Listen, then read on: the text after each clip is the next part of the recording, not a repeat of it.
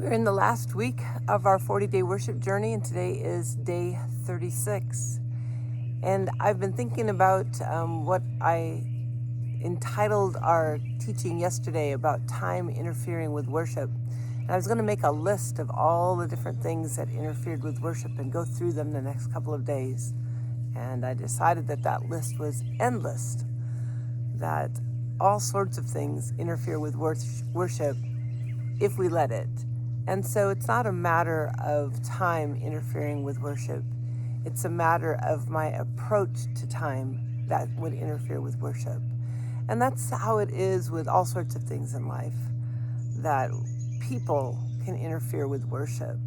Our work can interfere with worship. Being tired can interfere with worship. We could go on and on and on. So it's how we manage it and how we work with the things in our life. So I wanted to look at Matthew 11, which seems to speak to how to better do life than discuss how everything interferes with worship. And in Matthew 11, starting in verse 25, the previous chapter, Jesus has sent out his 12 disciples to go out and minister to the people, and gave them quite some lengthy information, a discourse about what they might be facing. And then previously in this chapter, John's disciples, and we studied this a few days ago, John's disciples have come to Jesus and asked him if he's the one that they were expecting, if he is truly the Messiah as John expected. And so let's read what Jesus says here starting in verse 25 of Matthew 11. And it says this: "At that time, Jesus said, 'I praise you, Father, Lord of heaven and earth, because you have hidden these things from the wise and learned and revealed them to little children. Yes, Father, for this was your good pleasure. All things have been committed to me by my Father. No one knows the Son except the Father, and no one knows the Father except the Son, and those to whom the Son chooses to reveal him. Come to me, all you who are weary and burdened, and I will give you rest. Take my yoke upon you, and learn from me, for I am gentle and humble in heart, and you will find rest for your souls. For my yoke is easy, and my burden is light.'" And that seems to be what we're truly looking for, is how we can walk through this life with all the different turmoils and distractions that we have, and do it in a way that we can have rest for our soul. I think it's interesting that Jesus starts this part of his discourse by saying, "I praise you, Father, Lord of heaven and earth." So here's a time that we see Jesus audibly worshiping, saying, "I praise you, Father," saying the same things that we say when we get together and we sing or we worship God. And then in verse 27, he says, "All things are committed to me by my Father," meaning Jesus is the Lord of all things. And if you go on in the next chapter, right into the next verses, that section is called Lord of the Sabbath. And it's about Jesus and his disciples walking through the grain fields on a Sunday and picking the heads of grain and eating them, and the religious leaders being upset with him. And in verse 7, that's in Matthew 12, in verse 7, Jesus says if you had known what these words mean, "I desire mercy, not sacrifice," you would not have condemned the innocent, for the Son of Man is the Lord of the Sabbath. So just as we talked about God creating time, as it's recorded back in Genesis, he created all things. And Jesus is the Lord of all things. And so we can yoke with Jesus, and those all things will be easier. A couple things that Matthew Henry says that I wanted to read to you about all of this in this passage in Matthew 11. First of all, he says, in response to Jesus starting with praise, "Thanksgiving is a proper answer to dark and disquieting thoughts, and may be an effective means to silence them." You know, the scripture says that God inhabits the praises of his people. And it is one of our most powerful thought organizers, and calmers. Songs of praise are sovereign cordials to drooping souls and will help to cure melancholy. I thought that was very interesting. That songs of praise will help to cure melancholy is what Matthew Henry wrote. And then he remarks in regards to these things being hidden from the wise and the learned, but being revealed to little children. He talks about these things, that they are great things of the gospel, the things that belong to our peace, the things that filled Jesus and should also fill us. So we want to be filled with great things, which means we don't want to be full of our own arrogance, our own autonomy without Jesus.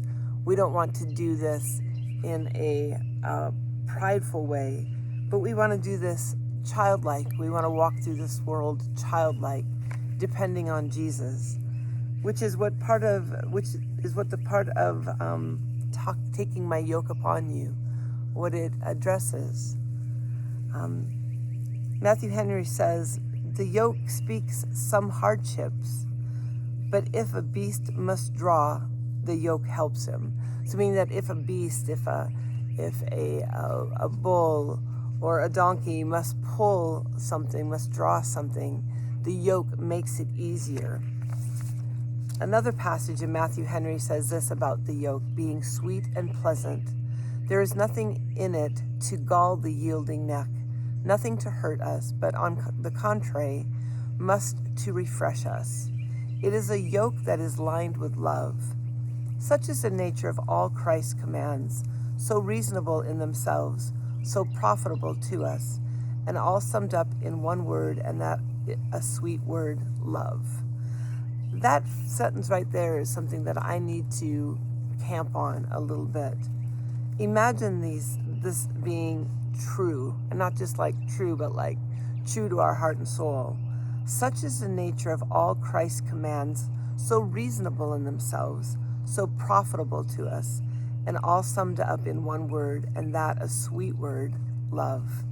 Going on, he says, so powerful are the assistances he gives us, so suitable the encouragements, and so strong the consolations, that are to be found in the way of duty, that we may truly say, it is a yoke of pleasantness.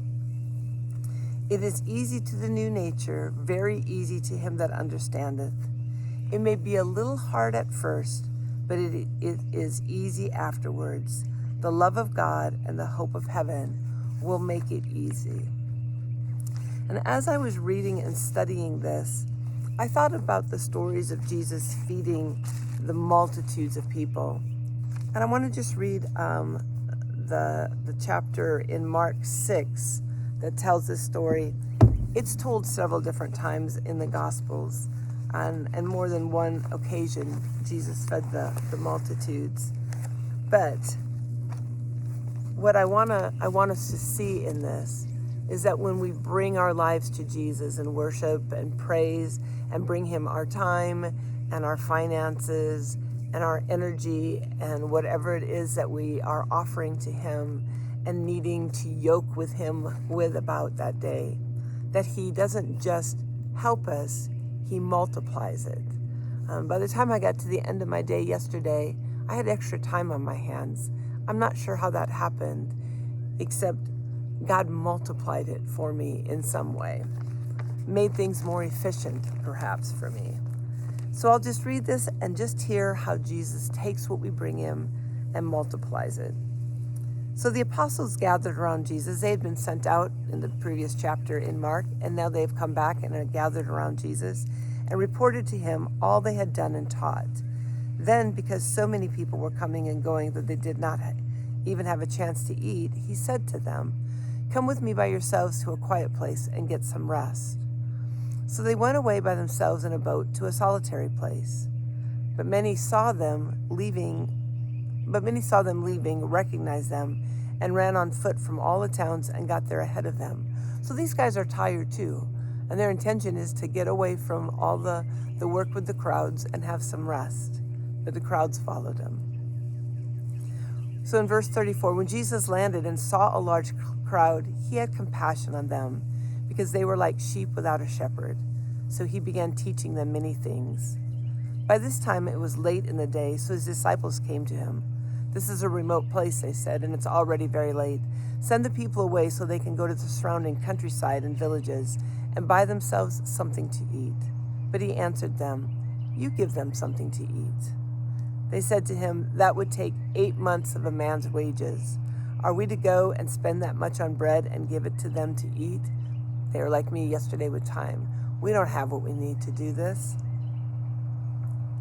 But Jesus says to them, verse 38, How many loaves do you have? He asked. Go and see. We bring what we have. It doesn't look adequate enough to us, but when we yoke it with Jesus, it becomes enough. Going on in verse 38, he says, How many loaves do you have? He asked. Go and see. When they found out, they said, 5 and 2 fish. Then Jesus directed them to have all the people sit down in groups on the green grass. So they sat down in groups of hundreds and fifties. Taking the 5 loaves and the 2 fish and looking up to heaven, he gave thanks, and broke the loaves. Then he gave them to his disciples to set before the people. He also divided the 2 fish among them all. They all ate and were satisfied.